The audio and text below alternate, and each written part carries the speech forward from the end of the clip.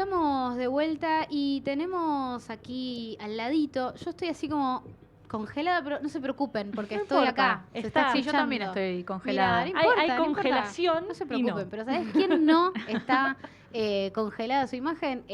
Martín Solá, que está acá al lado nuestro, te damos la bienvenida a Clase B. ¿Cómo estás?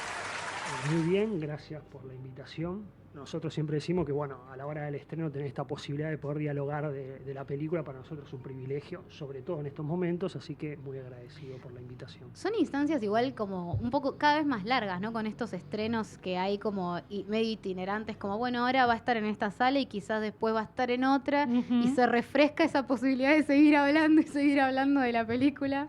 Y sí, y además también, no sé, en el caso de Metoc, al haber estado en Mar del Plata y después en el DOC Buenos Aires y ahora en el Malva, también, mucha gente que le gusta este tipo de cine quizás la vio ya en Mar del Plata, pero bueno, esperemos que vuelvan a verla, que les haya gustado mucho y vuelvan.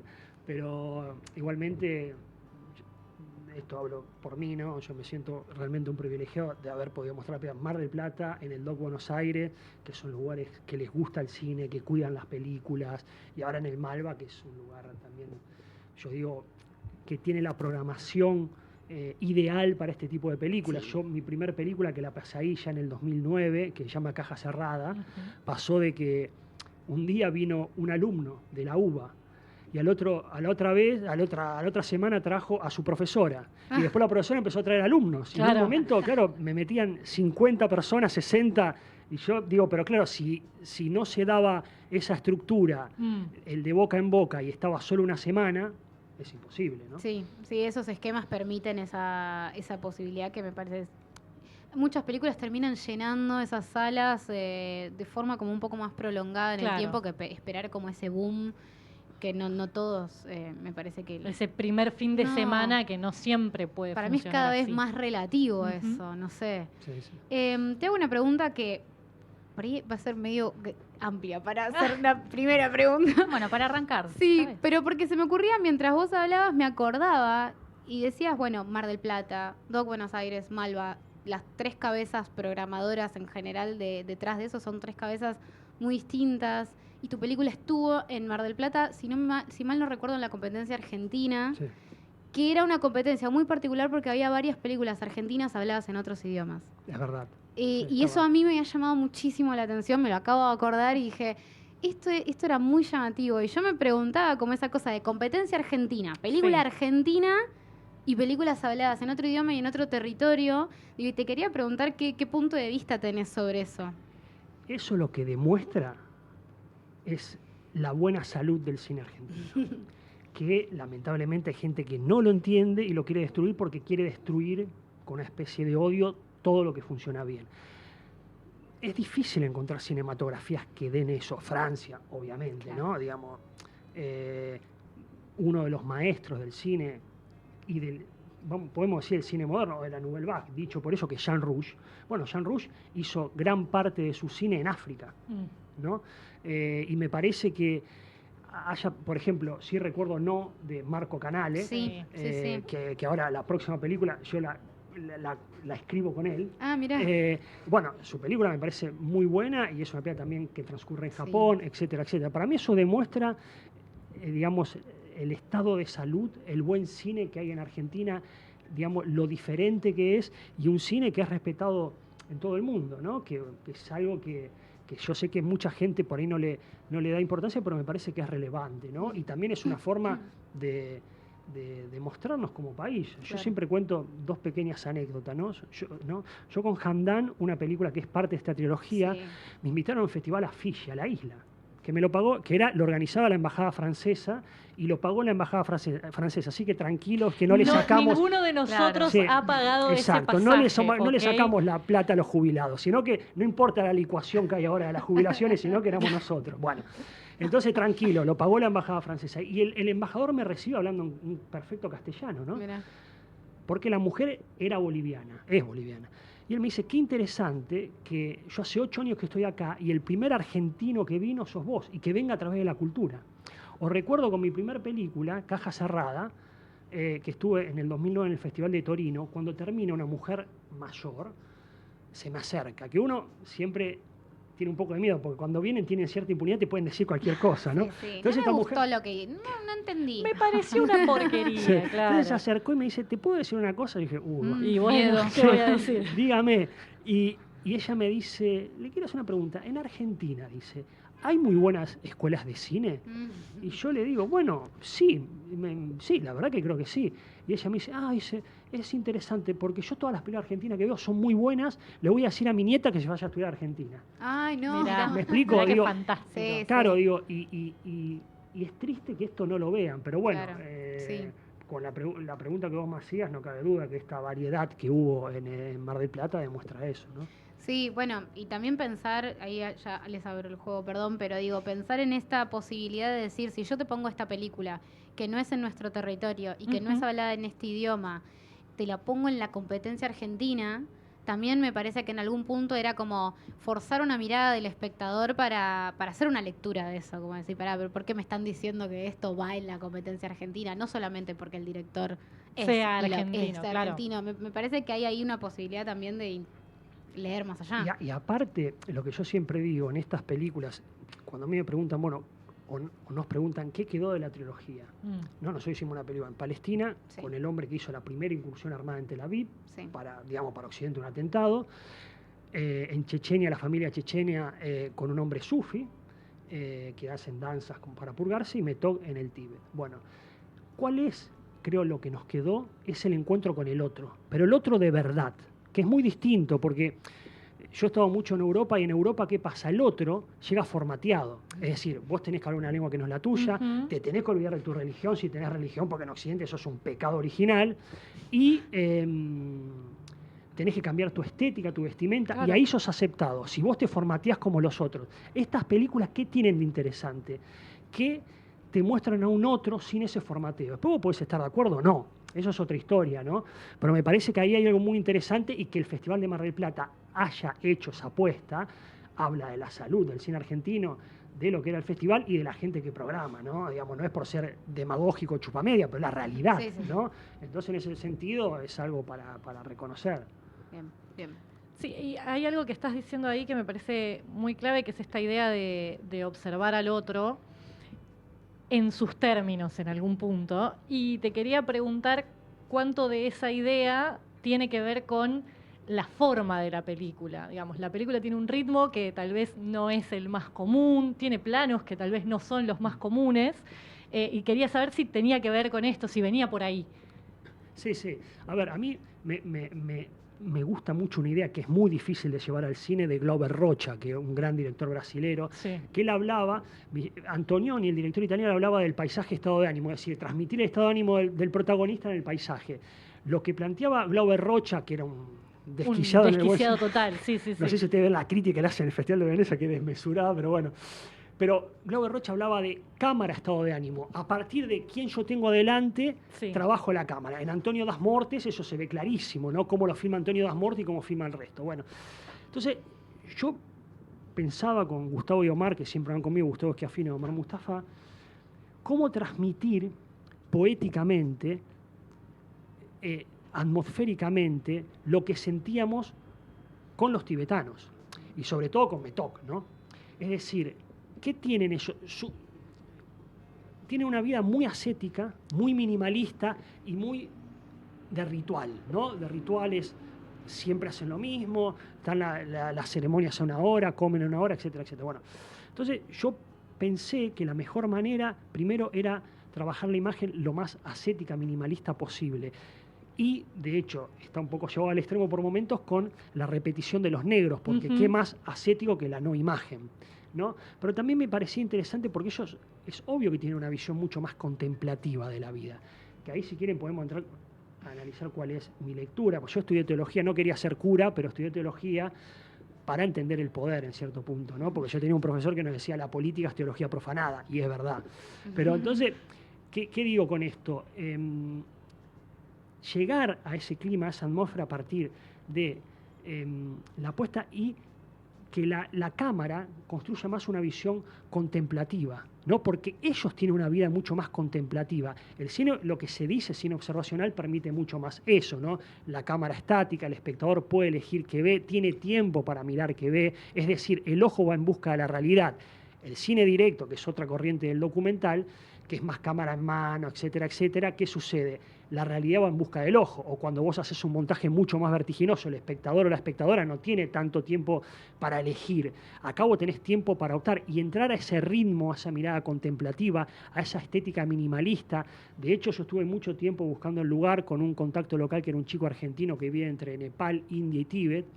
Y él me recomendó ese sitio porque no llueve nunca. Como nosotros filmamos con luz día, era importante que no llueva nunca. Y entonces hay mucha tierra, mucho color tierra. Y mismo con sus vestimentas, parece que no hay color. El único lugar en donde estalla el color es adentro del monasterio. Ahí sí.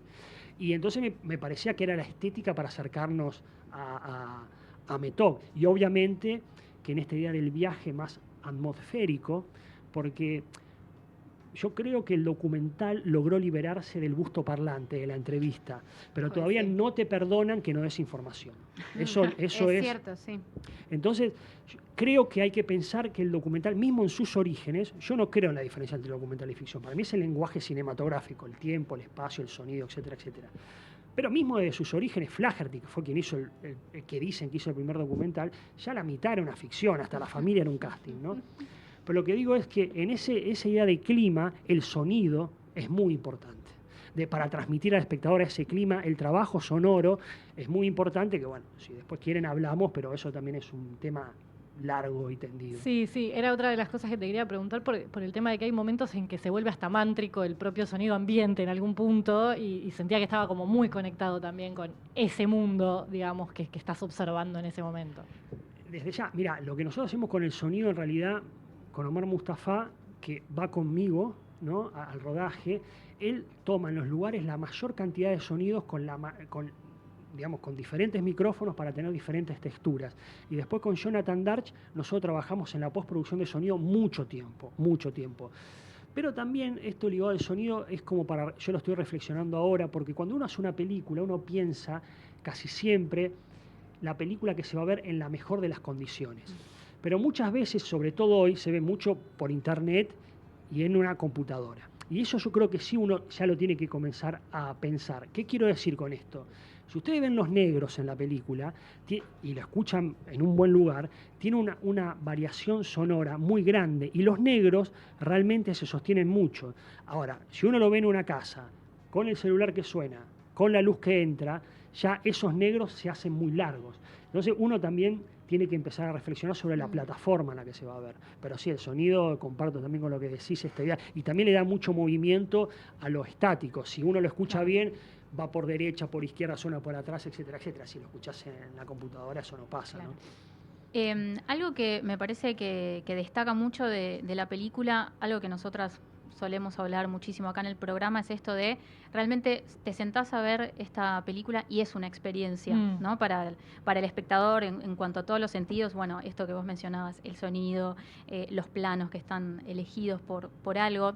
Yo lo que quería preguntarte es cómo fue para vos la experiencia, digamos, dejando de lado la parte técnica de pensar dónde poner la cámara, qué sonidos tomar, ¿cómo fue para vos esa experiencia de estar en contacto con estas comunidades y también en momentos tan clave, tan íntimos también, ¿no? Como por ejemplo lo que es un parto? Eso me llama muchísimo la atención Sí. y quiero escucharte. El parto, si quieres le digo lo que pasó en el parto. El parto en realidad nosotros a Metov y al contacto local le insistimos para el parto a un nivel. Ellos, bueno, cuando nos dijeron que sí, llegamos al parto y nos dicen, no pueden entrar hombres. Y le dijimos, ¿cómo lo vamos a filmar? No puede entrar ni el marido ni el padre del nene, no pueden entrar. Entonces le dijimos, pero no lo podemos filmar, no sé, arréglenlo, pero ustedes no pueden entrar. Entonces le dijimos, nosotros ya habíamos hablado con la madre, con la mujer que iba a tener el chico, llegamos a un acuerdo, si quieren después yo le digo cuál es mi visión del acuerdo con la gente, cómo lo hacemos, y ella aceptó. Entonces le dijimos, bueno, por lo menos déjennos componer cuando ella se acueste, ¿no? Claro. Porque si no, entonces ella se acostó, nos dejaron, entró Gustavo Schiaffino, el director de foto, habíamos dicho hacer un primer plano y dejó la cámara y nos fuimos afuera. Y chau, besitos. Y cuando terminó, él entró, salió con la cámara y dijo, tomá, el bebé, míralo, a ver cómo salió. Y la verdad que quedó para mí muy bien, muy potente, pero hay un punto ahí. Yo con la madre arreglé, llegó a un acuerdo. Pero si ustedes ven el nene se ve solo la manito. La manito, sí, sí. En la filmación original, después a la madre le ponen el nene al lado de ella, al lado de su cara. Pero yo eso no lo dejé porque fue una cuestión ética. Yo pensé, cuando yo nací, no me hubiera gustado que me filmen sin preguntarme. Yo con el nene no pude llegar a un acuerdo, Claro. evidentemente. Con la madre sí, la madre es una persona mayor de edad, tiene su capacidad de discernir, nosotros llegamos a un acuerdo, se aceptó. Ahora, el nene no, entonces yo dejé solo la mano para que esté esa veracidad, porque aparte la madre, los tibetanos en general, ustedes vieron con la tranquilidad que está en el No, parto. es Sí, sí. impresionante. Es ¿Viste? impresionante. Y después yo les voy a dar mi opinión, de hecho, de Metok también, ¿no? La tranquilidad que tenía Metok. Transmite una paz. Una No, paz. No, de hecho, tengo una anécdota cuando empezamos a filmar que es muy, muy, muy buena. Y con ese tema de la tranquilidad. Y entonces dejé la mano para que se vea que era algo, me parecía que le daba una potencia al plano todo, pero al chico entero decidí sacarlo. En el plano original está, se ve que se lo ponen. De hecho, hasta tenía su potencia porque yo siempre me trato de quedar con la primera impresión cuando veo las imágenes. Yo lo vi a través de la cámara, porque me la claro. dan a mí para ver cómo había salido. Y cuando veo, dije, uf, y era realmente... y bueno, pero ahí volviendo al sonido, hay un trabajo sonoro muy grande. Sí cantan todo, pero había mucho más gente, había mucho más ruido. Nosotros hicimos algo mucho más climático, mucho más atmosférico, porque cuando hay gente que está acostumbrado a que sea así, es como que parece como que la vida continúa. No es que que paran para un parto, ¿me explico lo que Claro, digo? Alguno sí, tiene sí, la sí. sensación. Nosotros llegamos y dijimos, bueno, los hombres no pueden entrar, pero había gente que entraba, salía, ¿no? Entonces ahí hay una construcción sonora, pero bueno, también, repito, yo creo que por la práctica de años que le da su propia religión, llegan a un nivel de calma muy grande. Pero bueno, eso es para entrar, es otro terreno. Sí. Ahí igual, perdón, pero dejaste ahí picando que había algo respecto de la tranquilidad que a ustedes les impactó al principio del rodaje. Sí, algo claro, así. porque Quiero entrar ahí. Sí, sí. Claro, porque Metok, ¿cómo llegué yo a Metok? Con este contacto local, 2 años estuvimos buscando el lugar, cuando lo encontramos, yo le digo, quiero una mujer que pueda asistir a un parto, para que contraste con las otras 2 películas, que eran 2 hombres, ¿no? Entonces, ahí me dice, mira, yo no puedo llegar ahí, te paso con un contacto local, con un hombre del lugar, un tibetano. Y me pasó con Samté. Samté, empiezo a hablar lo que quiero y él me dice, para mí tu protagonista es una monja. Yo dije, ¿una monja? Pero ¿cómo una monja? Me dice, pero mira que acá no es como ahí, acá el Dalai Lama cuando hizo la apertura deja que puedan ir a la universidad, etcétera, etcétera. Bueno, le mirá, haceme un casting de 15 personas y poneme a ella. Era la mejor. Pero además, cuando nosotros hablamos con Metok y le contamos la película, la primera vez que nos vimos, Metok nos miró fijo a los ojos y no nos habló. Lo mismo que Hamdan y que Abu Bakr, o sea, lo mismo que el de Palestina y el de la familia chechena. No nos habló, nos miró a los ojos, ella tenía 23 años, te perforaba con la vista. Nos miró siempre a los ojos y cuando terminamos de hablar, dijo, bueno, en una semana le respondo.